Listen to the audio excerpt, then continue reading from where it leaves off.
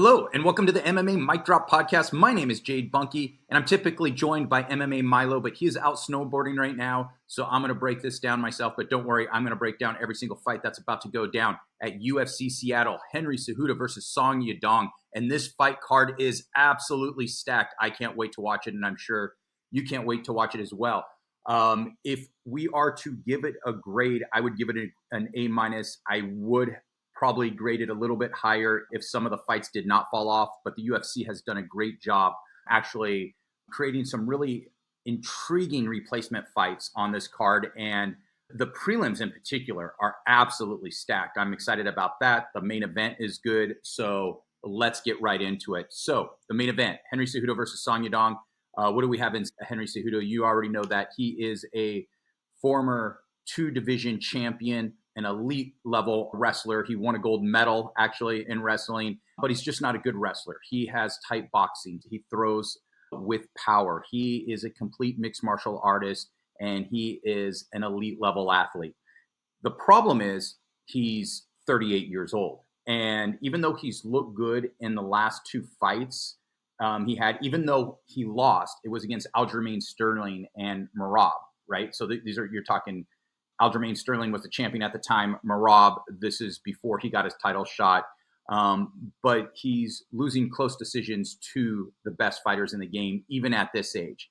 The problem is, though, 38, you start to slip, and you start to slip fast. And you look at Song Yadong. Song Yadong is 28 years old. He's had some mixed results. He beat the fighters he's supposed to beat, but, he's lost to that next top tier. And the question is, how much has Henry Cejudo slipped, and has Song Yadong made any improvements? Song Yadong's last fight, he lost to Petr Yan by decision. He had two wins previously. Before that, I believe it was Chris Gutierrez, and it was to Ricky Simon, and he's looked good there.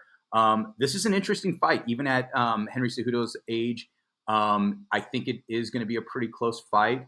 And let me check the odds. I think it's, let me just double check. Yes, Song Yadong is minus 290.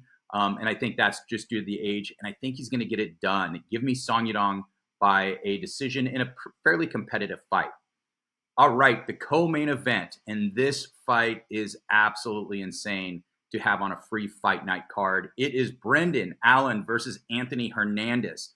Anthony Hernandez is on quite a winning streak. He's on a 6-fight winning streak. Brendan Allen was on a 6-fight winning streak before losing to Nasruddin Imavov. And that loss doesn't look so bad now after we saw what Imavov did to Israel Adesanya in his last fight, and is on the precipice of a title fight. Both guys are good grapplers. When I look at Fluffy Hernandez, he is relentless. I think of him as like Merab light. He doesn't have the same level of cardio as Merab does, because basically nobody does. But he is relentless. He is an exceptional grappler. We saw what he did to Michel Pereira in his last fight. I'm incredibly intrigued with this fight. Now, we did see this is a rematch, but this is a rematch before they were both in the UFC. And Fluffy Hernandez won that fight. I think he's going to win this fight. And if I look at the odds, he's a minus 278. I don't think he should be that high or that big of a favorite. I think Brendan Allen can absolutely win this fight. I think Brendan Allen's a better striker. They're both very good grapplers. So, I mean, it's really intriguing to see, where they are at this stage of their career, because whoever wins this, particularly if it's Fluffy Hernandez, is going to be on the edge of a title fight himself. So give me Fluffy Hernandez by decision, but I can see this going either way. All right, next up we have Gene Silva versus Melsik Baghdasaryan. Now, the odds are a little surprising. Silva is a minus 575. And Baghdasaryan is a really good striker. He throws pretty decent volume, has some incredible kicks. His ground game is not that good, but he's not going to need it really against Gene Silva. Gene Silva is going to come out, throw some volume, and most importantly, he's going to bring the heat. He is probably the hardest hitter in this weight division. He hits hard, and what's crazy is he is on an 11-fight win streak. And look at what he's done in his last two fights. It was Charles Jourdain and I think Drew Dober after that. And you can just see his power is different. And even though I think the line is maybe a little too wide, I mean, I see Gene Silva knocking him out. Give me Gene Silva by third round TKO. And look, Melsik Baghdasaryan could have some success if, I mean, he could be a little more elusive, but I just think the power difference is so extreme that, he's not, Baghdasaryan's not going to survive if Silva lands cleanly, maybe just once. All right. Before that, we have Ion Cutelaba versus Ibo Aslan. Aslan is a minus 175 fighter. Now, Cutelaba is absolutely entertaining. He comes out with all aggression and no IQ. He throws heat. He's a really good grappler, but sometimes he doesn't focus on his best path to victory. He makes bad decisions, which allows lesser fighters to beat him. Aslan, he is all power. He hits hard. I think all of his wins, he's 14-1. I believe all of them are by TKO. And I think he only has one fight in the UFC. Before that, he hasn't really fought good competition. So, how good is he at the UFC level? The person he knocked out in his first fight was a 34-year-old newcomer to the UFC. Who is also fighting, we'll get to his fight, who's also on the same card. I'm going to take Cutelaba, and Aslan is a minus 175. I mean, yeah, he can hit him. Like I said, Cutelaba doesn't make the best decisions. He can come in, he can get wild, he can get reckless, and he can just get countered and get knocked out cold. That can happen. I don't think it's going to happen, though. I think he's going to come in. I think he's actually going to wrestle with them, and I think give me Cutelaba by third round submission. All right, before that, we have Julius Walker versus Alonzo Menifield. Menifield is a minus 205 favorite. Menifield, he hits hard as well, but he's sloppy. He throws a lot of looping punches, doesn't have much of a ground game, and sometimes he can get so sloppy he can get countered easily. We saw that against Carlos Olberg. Now, what do we have in Walker? I don't know. I mean, I've watched a couple of fights on the regional scene, and he's dominant against guys who are not that good. So now he's fighting an elite, or not an elite level UFC fighter, but a legitimate UFC level fighter. How's he going to do? I think Menifield's 37 though, and I think that age in combination with his lack of volume at times, he will throw at spurts and he'll come a little wild. And he can knock out anybody in this weight division, and he can definitely knock out Walker. But give me Walker by a decision in a really interesting fight. All right, before that, we have Ruziboev versus McConico. Hold on, let me see how to pronounce his name. His name is cutting off right here. Let me bring up a new site right here. Let's see. It is Nursulton Ruziboev versus Eric McConico. Okay, so Ruziboev, he has 34 wins, 32 of which have come by finish, 20 of which have come by submission. McConico,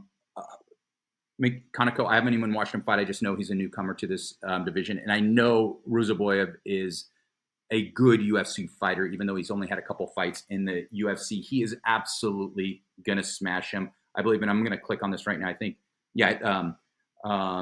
McConico is, he's 34 years old. It's his first fight in the UFC. He is, and this is a short, this is one of the replacement fights about which I spoke earlier. And typically in a replacement fight, you worry about, okay, well, what's the cardio? Who's been training for the fight, or maybe another fight, or who can finish it more quickly? And this is what can happen. Ruziboev, even though he does tend to exert a lot of energy when he engages in, some of his ground game, he's a finisher, and I think that's what's going to happen. I think he's going to absolutely smash McConico, and I think he's going to do it in the first round. I think it's going to be a club and sub. I think he's going to knock him to the ground, and I think he's going to go in for the sub. Give me Ruziboev by first round submission, and he is a minus 285 favorite, and I think those are actually really good odds.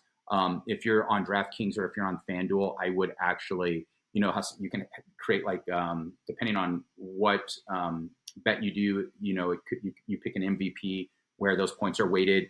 And it's also weighted how the fight proceeds, like if it's an early finish and so forth, and if there's some ground and pound. This might be one of the ones to make as your MVP. There's another one on here as well, and I'll get to that in a moment.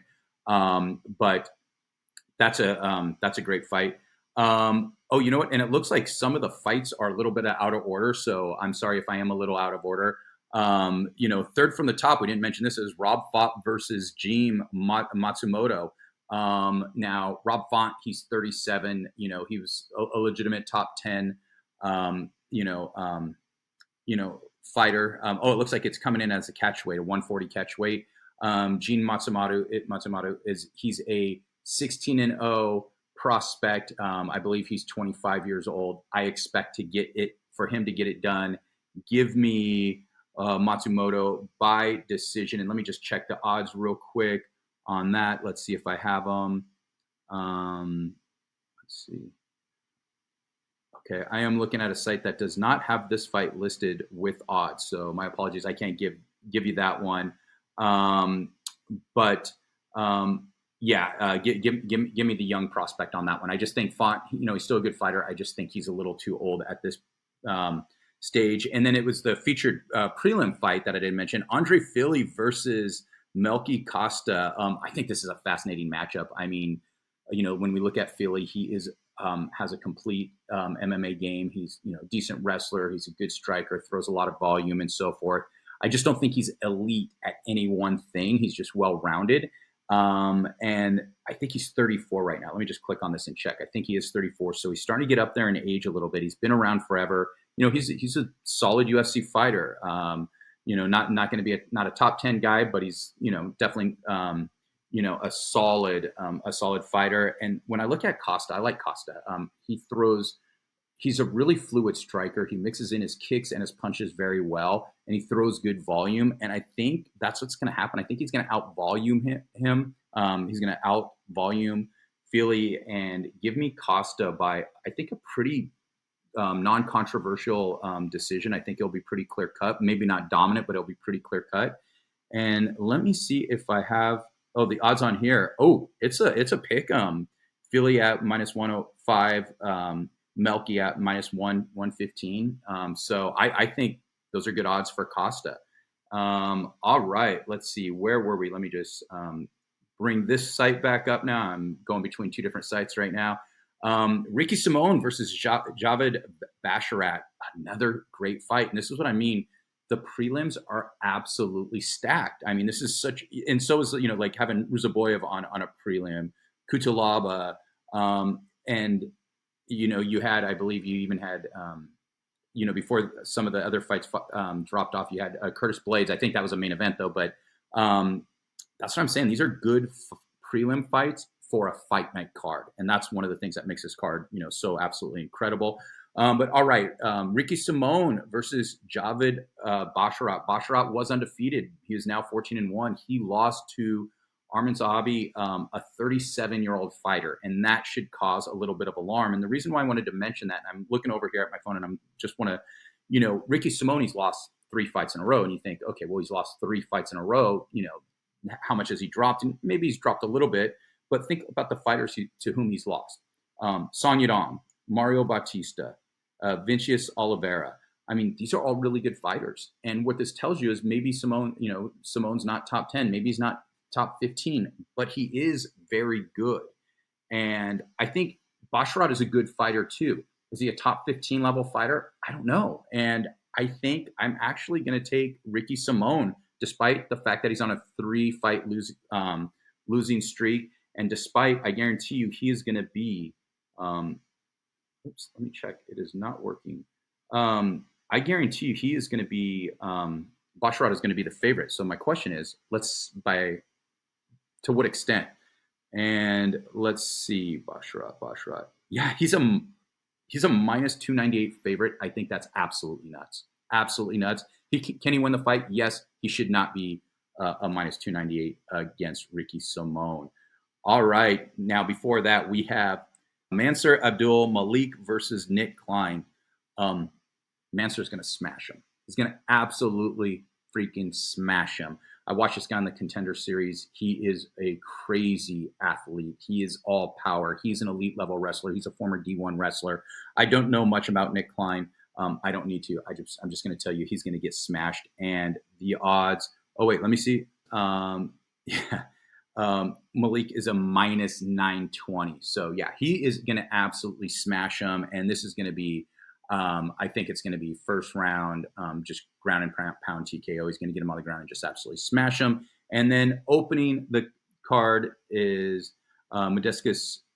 Actually, let me just take a look at this. Give me a second. Just click over here. Just make sure I didn't miss anybody. All right, opening the card. It is Modestas, Bukauskas versus Rafael. Cerqueira. Cerqueira is the one that got smashed by Aslan. He's 34 years old. Modestas is a pretty solid fighter. He's not necessarily, he'll never, break into the top 10 or the top 15, but he's not bad. He's he beats the guys he's supposed to beat, kind of like Ricky Simone. He beats the guys he's supposed to beat, and then, he loses to, the better athletes and, the better mixed martial artists. I think this is still a pretty interesting fight though. And let's see, Modestas is minus 298 favorite. And give me Modestas by a decision. And that's it. Leave a comment. Let me know what your picks are. Definitely hope you all tune into this because this is an exceptional fight night card. And that's it. Talk to you next time.